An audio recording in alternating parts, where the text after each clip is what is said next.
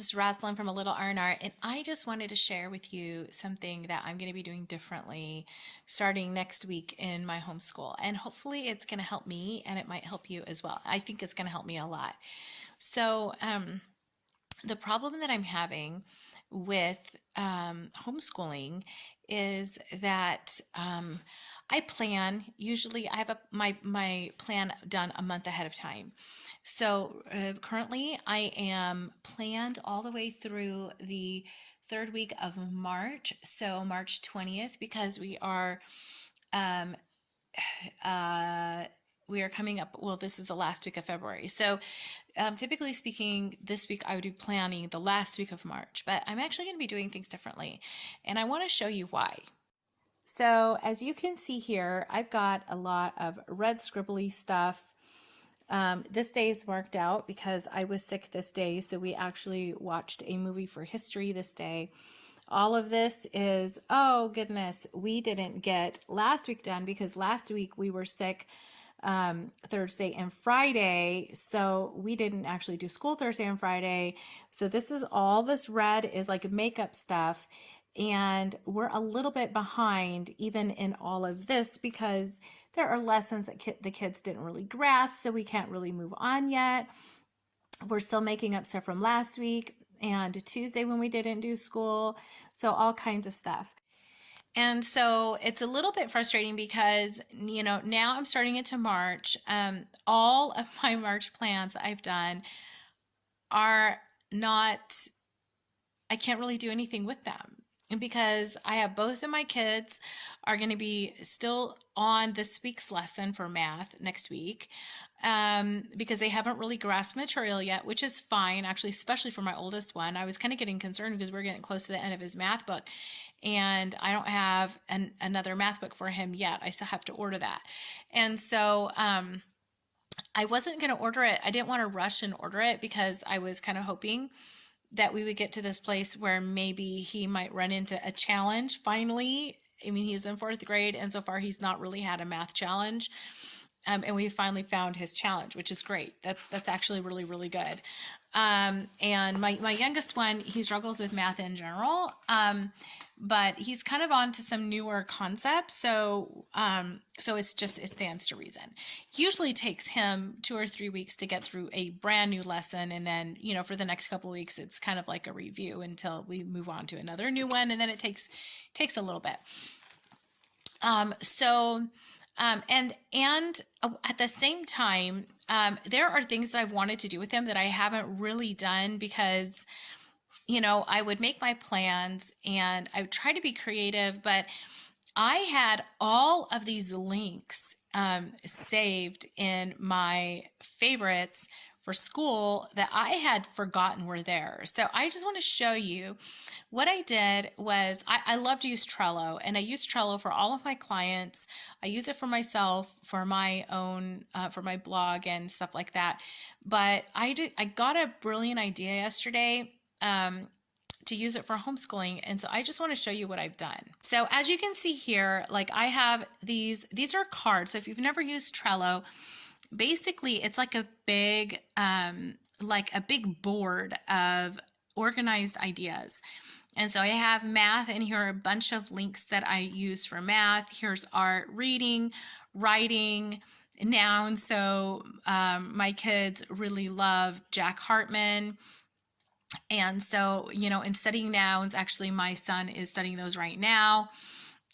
So for phonics and science and history, and then brain breaks, which I like, again, Jack Hartman's brain breaks videos, foreign language. So my son wanted to learn German, and so we use Duolingo. And then for the rest of this is just a bunch of stuff for Croatian, which we do it as a foreign language, but actually we do a lot more with it than what we would typically do with a typical foreign language. So they do study Croatian 3 days a week. Here are some curriculum ideas, things that I'm kind of looking into, plus all of my sites that have freebies.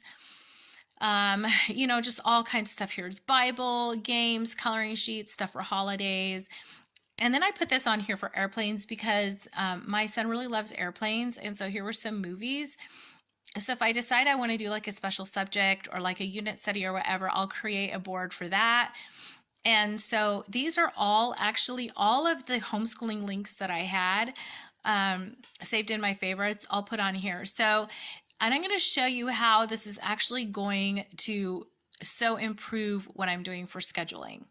Okay, so how all this fits together is actually I have decided that starting next week, I'm going to do something new with my homeschool schedule. I am not going to make my homeschool schedules up ahead of time, or the write in the details ahead of time.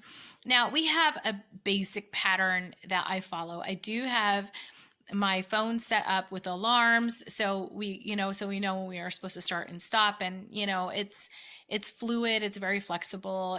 Sometimes the alarm rings and they're finishing up an assignment and I just let them finish it up and then we take our break after that.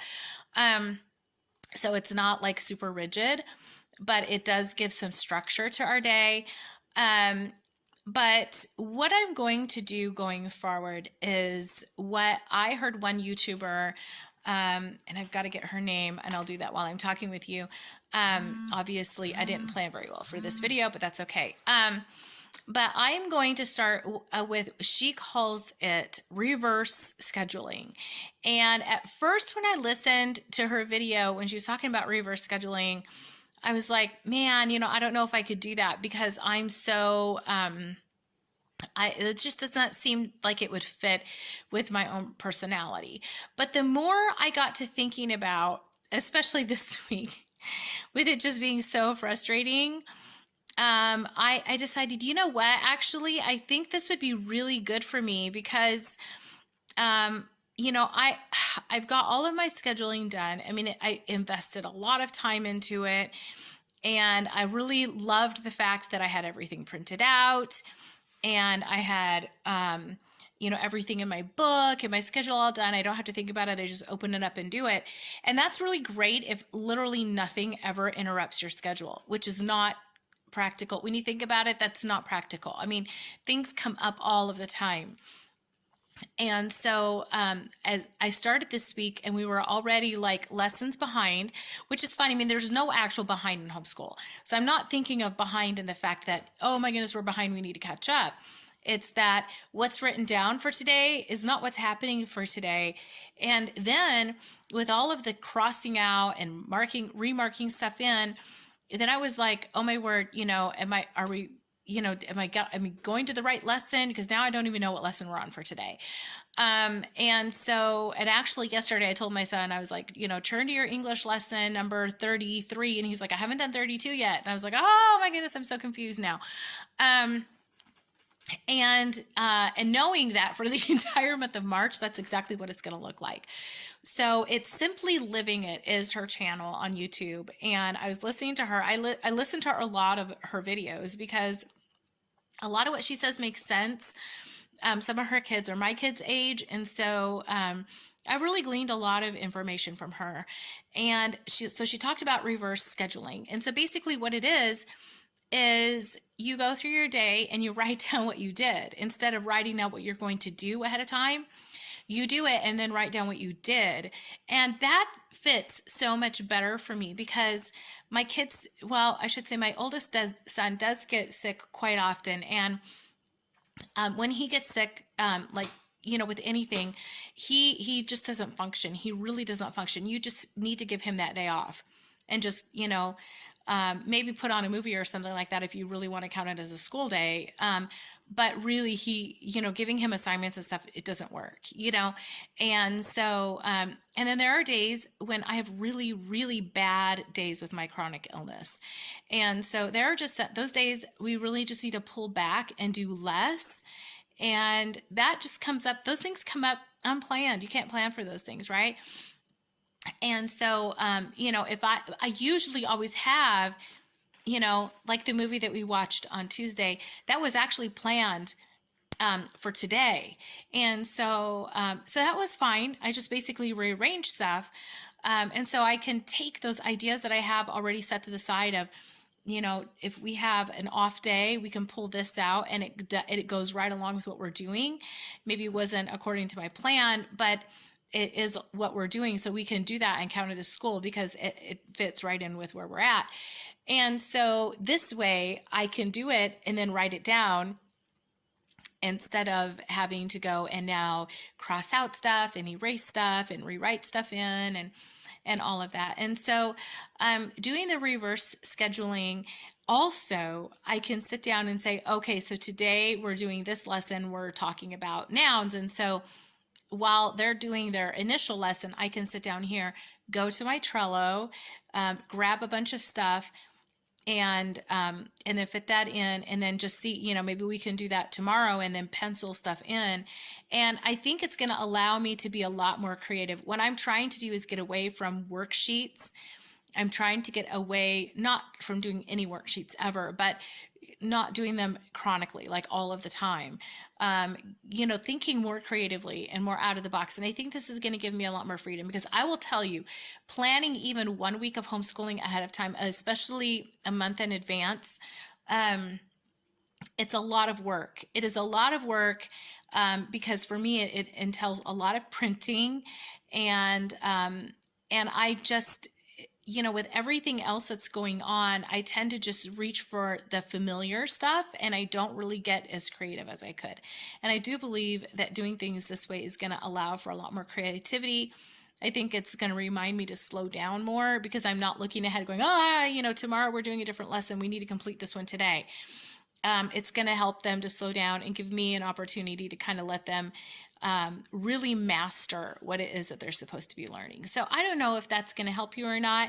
I'll put a link in the description to the video that I watched by Simply Living It that talks about the reverse scheduling. And maybe that will kind of give you a little, I don't know, put a little bug in your ear that will maybe help you to kind of think things from a different perspective. If you're a chronic planner like I am, and you like having your life all mapped out and everything from A to Z already just like there in front of you, this might make you a little bit nervous like it did for me. I am nervous right now. But I do think that, it's not about how I function. Homeschooling is not about how I function. Homeschooling is about how my kids function.